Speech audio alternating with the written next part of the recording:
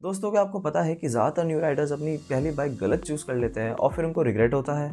अगर आप भी अपनी पहली बाइक लेने की सोच रहे हैं तो ये वीडियो आपके लिए गेम चेंजर होने वाली है, क्योंकि आज मैं आपको बताऊंगा कैसे चूज़ करें अपनी first bike without any mistakes. So let's start. इस वीडियो में हम कवर करने वाले हैं budget categories, engine capacity, safety features और सबसे इम्पॉर्टेंट आपका real world riding experience. Plus video के एंड में मैं रिवील करूंगा वो टॉप 5 बाइक्स जो बिगनर्स के लिए एब्सोल्युटली परफेक्ट है। तो सब्सक्राइब कर दीजिए और बेल आइकन को प्रेस कर दीजिए, क्योंकि ये इन्फॉर्मेशन आपके 1 से 1.5 लाख रुपए भी बचा सकती है। सबसे पहले आते हैं टेक्निकल एस्पेक्ट्स पर। तो शुरुआत करते हैं इंजन कैपेसिटी से।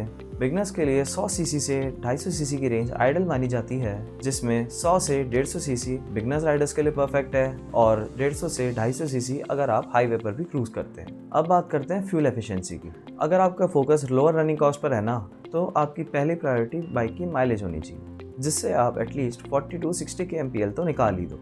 ऑल्सो जितनी लोअर सीसी की तरफ आप जाओगे उतनी अच्छी माइलेज आपको मिलेगी। फॉर एग्जाम्पल, अगर आप 150 सीसी बाइक ऑप्ट करते हैं तो आपको 45 से 50 की माइलेज मिल सकती है, और वहीं अगर आप 100 सीसी की बाइक ऑप्ट करते हैं तो आप डेफिनेटली 60 प्लस का माइलेज तो एक्सपेक्ट कर ही सकते हैं। अब अगली चीज़ आ जाती है वेट फैक्टर।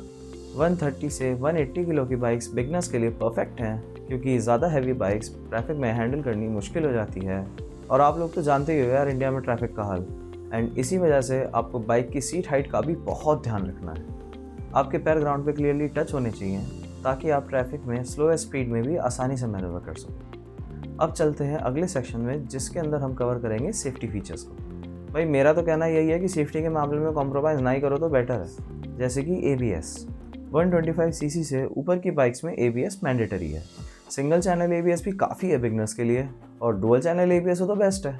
अगर आपको नहीं पता तो सिंगल चैनल ABS मतलब सिर्फ फ्रंट व्हील में ABS होगा, और डुअल चैनल का मतलब है कि दोनों ही व्हील्स में ABS होगा। अगर आपको जानना है कि ABS एग्जैक्टली होता क्या है तो कमेंट सेक्शन में ज़रूर बताएं, और जल्द ही आपके लिए इस टॉपिक पर वीडियो बना दी जाएगी। अब सेफ्टी के अंडर ही आ जाता है ब्रेकिंग सिस्टम।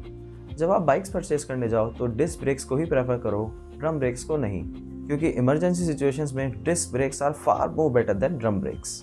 डिस्क ब्रेक्स से आपको बेटर स्टॉपिंग पावर मिलती है, और ये ब्रेक्स आपको बार बार टाइट भी नहीं करने पड़ते जैसे हमको ड्रम ब्रेक्स को करने पड़ते हैं। तो चलो अब बात करते हैं बिल्ड क्वालिटी की। हमेशा एस्टैब्लिश ब्रांड्स को ही चूज़ करें, जैसे कि हीरो, होंडा, बजाज या फिर TVS, क्योंकि इनका सर्विस नेटवर्क ब्रॉड होता है और स्पेयर पार्ट्स भी ईजिली अवेलेबल हो जाते हैं। अब ऑब्वियसली इंडिया की रोड कंडीशंस को देखा जाए तो आप ऐसी ही बाइक लोगे जो कहीं पर भी ईजिली ब्रेकडाउन ना हो जाए, इसलिए always go for established brands. अब बारी आती है ट्यूबलेस टायर्स की। पंचर की सिचुएशन में ट्यूबलेस टायर्स हमेशा ज़्यादा कन्वीनियंट रहेंगे as compared to spoke wheels, क्योंकि ट्यूबलेस टायर्स का पंचर ठीक करने के लिए उसको खोलना नहीं पड़ता, जैसे स्पोक व्हील्स को हमें खोलना पड़ जाता है। इनफैक्ट हर जगह आपको ट्यूब टायर्स रिपेयर करने के ऑप्शंस भी अवेलेबल नहीं होंगे। अब अगला सेगमेंट आ जाता है रियल वर्ल्ड कंसिडरेशंस का। तो शुरू करते हैं राइडिंग पर्पस से। क्या आपको डेली कम्यूट्स करने हैं या फिर लॉन्ग टूर्स करने हैं? अपना पर्पस क्लियर रखो, क्योंकि सिटी ट्रैफिक के लिए लाइट वेट बाइक सक्सेसफुल रहती है एंड हाईवे के लिए स्टेबल बाइक सक्सेसफुल है। अगर आप शहर में सिटी ट्रैफिक में ज़्यादा राइड करते हो तो आपको ऐसी ही बाइक लेनी चाहिए जो इजी टू मैनूवर और इजी टू हैंडल हो। और अगर बात करें हाईवे राइडर्स की, तो आप कंपैरेटिवली हैवी बाइक ऑप्ट कर सकते हैं, एंड मेक श्योर कि आपकी बाइक मिनिमम 150 सीसी तो हो ही, क्योंकि हाईवेज पर आपको लंबे ड्यूरेशन तक हाई स्पीड्स में ट्रैवल करना पड़ सकता है।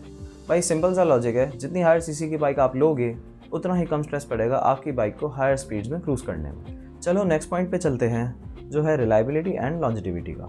अगर आपने नई नई बाइक चलानी सीखी है और अपनी फर्स्ट बाइक प्लान कर रहे हो तो मेक श्योर वो अच्छी खासी रिलायबल हो, क्योंकि न्यू राइडर्स से अक्सर अपनी क्लच प्लेट और गियर ट्रांसमिशन जल्दी डैमेज हो जाते हैं। So that's why always go for established brands as I said earlier. अब इतनी बात कर ही ली है तो रीसेल वैल्यू की भी बात कर ही लेते हैं।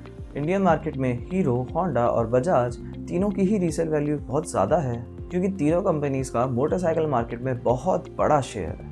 चलो टेक्निकल बात से बहुत हुई, अब मैं आपको फाइनली बताने वाला हूँ अपनी वो टॉप 5 रिकमेंडेशंस जिनके बारे में मैंने शुरुआत में बात करी थी। नंबर 5 पर है बजाज की प्लैटिना 110, जिसकी माइलेज 70 के MPL तक है और ऑन रोड प्राइस है 83,000। नंबर 4 पर है हीरो की स्प्लेंडर प्लस, जिसकी माइलेज 65 के MPL तक है और ऑन रोड प्राइस है 87,000। और हाँ, ये प्लैटिना से बेटर रिलायबिलिटी भी प्रोवाइड करती है। नंबर 3 पर है होंडा की CB शाइन, जिसकी माइलेज भी 65 के MPL तक है और ऑन रोड प्राइस 98,000 का।